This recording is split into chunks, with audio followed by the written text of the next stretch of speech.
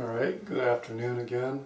My name is Daniel Gregg, and we're going to continue with the Scroll of Biblical Chronology and Prophecy in a few segments after this one.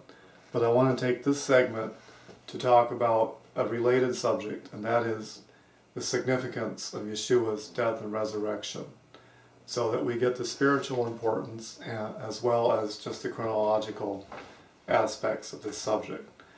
For it will do no one no good to understand the correct chronology if they don't understand what it all means.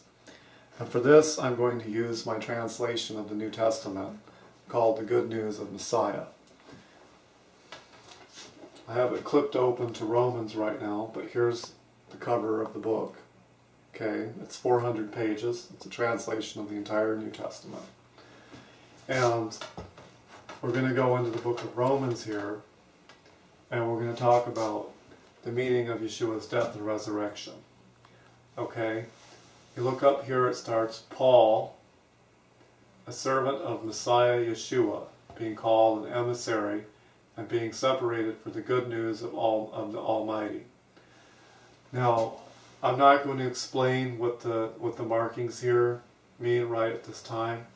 We're going to keep reading until we come to the topic, which he promised beforehand through his prophets in the holy writings about his Son, who was born from the seed of David according to the flesh, who is designated the Almighty Son, or Son of the Almighty, with power according to the Spirit of holiness, by his resurrection from the dead. Now I will explain some things about these markings. These markings are to indicate that you can say the Hebrew words if you would like. You could say Ruach here, Elohim here, you could say Ben here, you could say Mashiach here. Alright, verse 5. Through whom we receive favor and ambassadorship for a hearing of faithfulness among all the peoples. Peoples being ethnicities, nations, groups. And you notice that this phrase, hearing of faithfulness, this is actually according to the literal Greek, and also the Hebrew word emunah means faithfulness, supportiveness. But a hearing of faithfulness can be interpreted in two ways. It can be hearing about faithfulness, or it can be hearing with faithfulness. So hearing about faithfulness is hearing about the Almighty's faithfulness toward us as a people. Hearing with faithfulness means responding to the message with a faithful and loyal response to God, repenting and turning away from sin and keeping His commandments.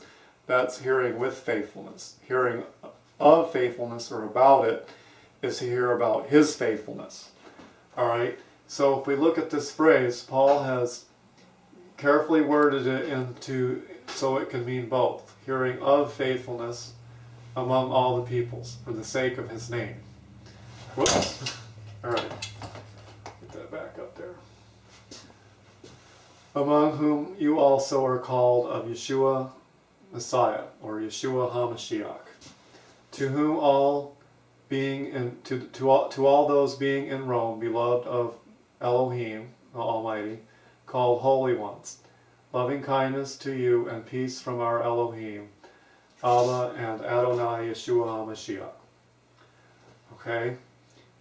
First, indeed, I am giving... Okay, we're going to skip this next paragraph here. And we're going to go on to... we'll start in verse 14. To Greeks, as well as also to barbarians, to educated as well as also to unlearned, a debtor I am. Paul considers himself in debt to preach the good news. So for my part, I am also eager to announce good news to you who are in Rome. Good news coming from the Hebrew word Basora, okay, which is the title here. Basorat HaMashiach. That's a construct ending. Okay, did you get that? All right. Verse 16, for I am not ashamed of the good news, for it is the power of the Almighty for salvation to everyone making their support with Him. to the Jew firstly, as well also as to the Greek. For the justice of the Almighty in it being the gospel, or the good news. For in it is being revealed from his faith. For the justice of the Almighty in it is being revealed from his faithfulness to our faithfulness. Now you see these words in italic. They're not actually in the text, but I'm telling you what it means. You could read, for justice of Elohim in it is being revealed from faithfulness to faithfulness, even as it is written, but the righteous by faithfulness will live. Now this is a quotation from Habakkuk 2:4, where it says, the just man will live by his faithfulness. And his can be ambiguous. It can refer to the just man, or it can refer to the Almighty's faithfulness, to Elohim's faithfulness. And Paul's readers had a Greek translation of the Torah and the prophets. And in the Greek translation, Habakkuk 2:4 reads, the just will live by my faithfulness. So the Septuagint had the interpretation that emunato, or his faithfulness, meant Elohim's faithfulness. Okay, so they had that background. So what Paul is saying is that the justice of the Almighty is revealed from faithfulness to faithfulness. The first faithfulness being the faithfulness of the Almighty, and the second faithfulness being our faithful response to his faithfulness. Okay, and what Paul means here is when he says the justice of the Almighty, okay, and the justice of Almighty is that there has to be a penalty for sin, okay, and the penalty is that the sinner that commits sin should perish and die, all right, transgression. However, he also made a way in which the penalty could be paid by himself, namely in Yeshua. The penalty was paid by himself on the tree. So that is the justice of the Almighty. That's his faithfulness in action to provide forgiveness for our sins, okay?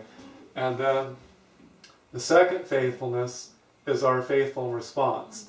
So this is summed up by Habakkuk 2:4, but the righteous by faithfulness will live. In other words, the first move is God's faithfulness, his faithfulness, by which we live, and then we respond to that by being faithful to the good news, okay? Now I want to look at the word justice here. This word is usually translated righteousness in most of the translations. However, if you know Spanish or have a Spanish translation, you will see that the word is justicia, which means justice or righteousness. If you have a French translation, you'll see that the word is spelled the same way in English. Justice, okay? Justice refers to the legal payment or legal requirements concerning the penalty of sin. And righteousness in English, unfortunately, lacks this idea. Righteousness in English refers to the moral quality of one's life. But in the original languages, in Hebrew, tzedek can mean justice, tzedakah can mean justice or righteousness. And also in Greek, the term used here, dikaiosune, also refers to justice or righteousness. And the same thing with the Latin word, it can mean to administrate justice or justice as well as righteousness. Okay, so we need this perspective to know that his justice comes through his faithfulness. And of course, his righteousness also comes to us through his faithfulness. But that is his faithfulness being given to us by teaching us his commandments and his laws. And as we learn them, we are getting the righteousness, the life that flows from him as we begin to follow his commandments in the resurrection life. Okay, so this is the meaning of the good news. And of course, we don't become perfectly righteous, nor is righteousness completely imputed to us until Messiah returns. The idea of imputed righteousness is complete in the eschaton, or eschatologically completed in the last days when Yeshua returns. All right, I'll have much more to say about that. If you listen to my very first video made over a year ago, then you will understand that point. All right. Then Paul goes into the sins of the nations here. This translation consistently translates the word pistis as faithfulness. Now, I discussed in another video on Genesis 15:6 that the Hebrew word root aman means to support, okay? And Abraham fixed his support on Yahweh, okay? We just discussed the first part of that verse, all right? And at the same time, it could also mean that Abraham gave his support to Yahweh, or he cast in his lot with him, okay? Which means that he's willing to be obedient and loyal to him as well. It implies an active faith, an active obedience, as well as relying on him, okay? So the justice, okay, or the tzedakah that is counted to him is the justice of Yeshua dying on the tree, the justice to pay the penalty for our sin. That justice is counted at the beginning.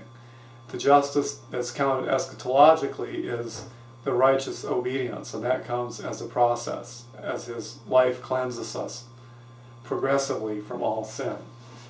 Okay, and that's in the book of 1 John.